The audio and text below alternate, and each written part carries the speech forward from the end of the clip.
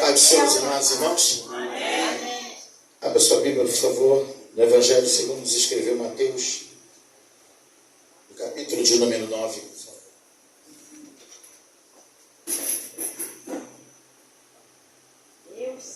Mateus, capítulo de número 9. Glória.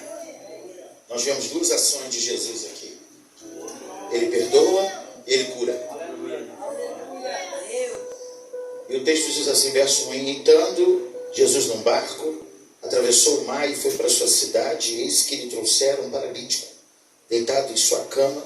Observando-lhe a fé, disse Jesus ao paralítico: tem de bom ânimo, filho, os teus pecados estão perdoados. Diante disso, alguns escribas diziam consigo mesmo: este homem blasfema. Mas Jesus, conhecendo-lhes os pensamentos, questiona: por que cogitai o mal em vossos corações? Pois o que é mais fácil dizer: os teus pecados estão perdoados, ou levanta-te e anda? Então você vê aqui, dentro desse texto, desse contexto, o pecado relacionado à enfermidade e a enfermidade relacionada, a solução da enfermidade relacionada ao perdão dos pecados. O texto que foi citado aqui é que aquele que não vive na prática do pecado e antes conserva-se a si mesmo, o maligno não lhe toca. Então o pecado está relacionado a uma brecha, uma legalidade que se dá para que o maligno lhe toque. Isso é fato. A desobediência te traz consequências. A obediência te traz resultados. Jesus, ele vê aqui, você vê Jesus usando todo o seu poder. Primeiro, ele consegue ler os pensamentos daqueles homens que estavam ali. E só Deus lê pensamentos. Ele sabia o que aqueles homens estavam pensando quando ele perdoa o pecado daquele homem, vendo a sua fé. Jesus aqui vê a fé dele. Paulo, quando estava em Atos 14, vê a fé do paralítico e manda que ele levante sobre os seus pés, e ele levanta e é curado. Quer dizer, a resposta já estava dentro daquele homem de Atos 14, paralítico também, e ele levanta, porque assim é o nosso Deus. Ele entra na profundidade, ele conhece o oculto, o escondido, ele sabe de todas as coisas. Ninguém engana a Deus, ninguém passa desapercebido. A Bíblia vai me dizer que aquele que usa de engano não permanece na casa. E muitas das vezes você não consegue entender por que a tua vida está paralítica. Por que a tua vida não caminha? Por que a tua vida não anda? Por que a tua vida não progride? Amado, não tem outro termo para lutar contra o inimigo, os espíritos, os anjos caídos. Não tem outro posicionamento senão evitar essa prática pecaminosa. Tapar as brechas.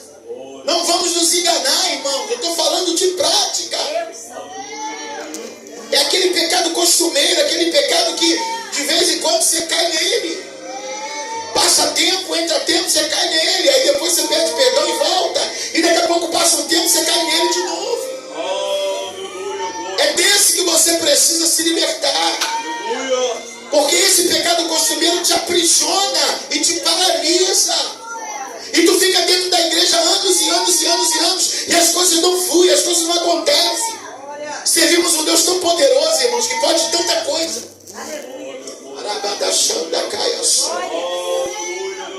Eu saí daqui de Macaé, fui parar em Paracambi, na segunda maior igreja de Paracambi, a MAP. É uma igreja apostólica. E ali dentro daquela igreja, primeiro eu fui conhecer o líder da igreja. Eu nunca tinha visto aquele homem. E Deus me mostrou na cabeça daquele homem o nome Brasília. Ele não tinha nada com Brasília. Ele não tinha contato com Brasília. Ele não tinha ninguém em Brasília. E ele ficou meio espantado, meio estupefacto com aquela revelação. Brasília. Aleluia. Aqui esse texto também fala de autoridade. Você tem que acreditar que você tem autoridade. Passou-se um tempo e aquele homem recebeu aquela palavra, mas mesmo sem entender. E agora em Márcio conclui-se o que foi revelado àquele homem. Ele conheceu um povo em Brasília, que estava sedento, vai abrir uma MAP lá em Brasília. E ele ficou maravilhado, porque ele não tinha nenhum tipo de sintoma, de sinal, que ele poderia estar em Brasília. É assim que Deus faz. Os pensamentos do Senhor não são os nossos, os caminhos do Senhor não são os nossos. Deus tem plano, Deus tem projetos para a tua vida. Deus tem coisa muito maior do que você imagina. Não vamos nos acomodar, não vamos entrar nessa zona de conforto e achar que é só isso. Ei, não é só isso que Deus tem para você. Aleluia. Eu estou te falando de alguém que vive debaixo de uma autoridade em Jesus. Eu estou te falando de alguém que resolve problemas. E Ele quer que você faça isso também. O texto bíblico vai dizer em João, pastor Antônio: em verdade vos digo que aquele que crê em mim fará as obras que eu faço, e as farão maiores. A missão é essa, meu músico, é fazer as obras de Jesus e fazer maiores.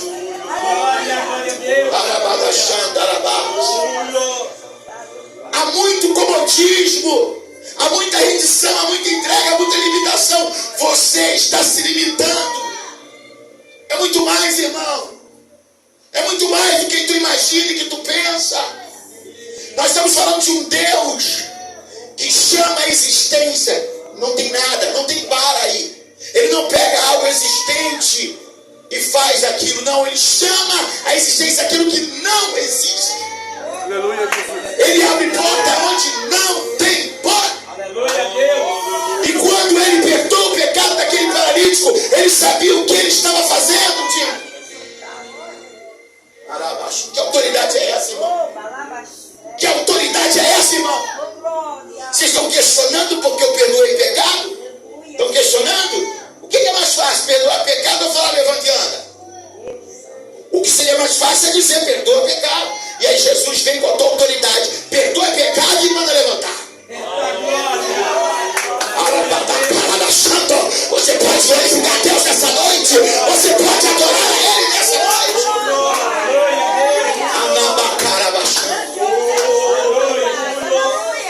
Os paralíticos estão nos esperando. Os doentes estão nos esperando. Os aprisionados e malditos estão nos esperando. Esperando alguém com autoridade para trazer uma palavra de destino para aquela pessoa. Mantecaia baixando. Vamos sair, irmãos, da teoria. Fale com o teu irmão, saia da teoria. Entra na prática. Não é só ser ouvinte, tem que ser praticante. Não é só pregar, é exercitar o que tu está pregando. É acreditar que o que tu está pregando é real, é verdadeiro, se cumpre.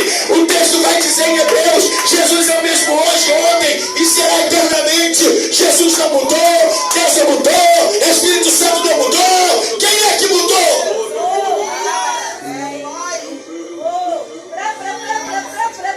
Aqui é faria baixando. Quem mudou?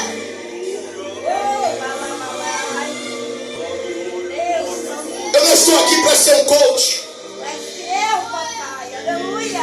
Coach não é chamado bíblico. Chamado bíblico é apóstolo, pastor, profeta, evangelista. Coach não é chamado bíblico.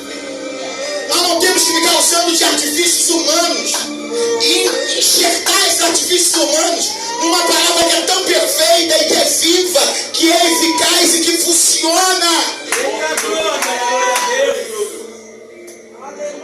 Eu não estou expondo a irmã que está aqui, sua sogra. Mas a minha oração é essa perna crescer e esse pé voltar a ter existir. É a minha oração. Toda vez que a senhora for lá na igreja, eu vou fazer isso, senhora. Até que o Senhor faça. Deus está te chamando para ressuscitar morto, para dar liberdade, para expulsar demônio. Deus está te chamando para limpar leprosos. Está em Mateus. Dá de graça, dá de graça. O que de graça tu recebeu. Eu não quero essa palavra, meu irmão. Você tem atrás. Eu quero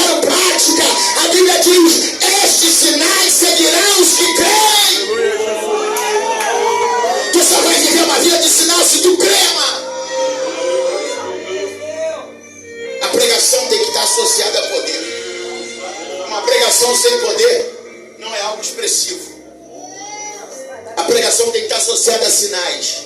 A igreja tem que assumir sua identidade como alguém que veio para tratar do ser humano, como alguém que veio para fazer a diferença na sociedade. Pastor, o senhor não está aqui fincado em ajuda de cima para estar.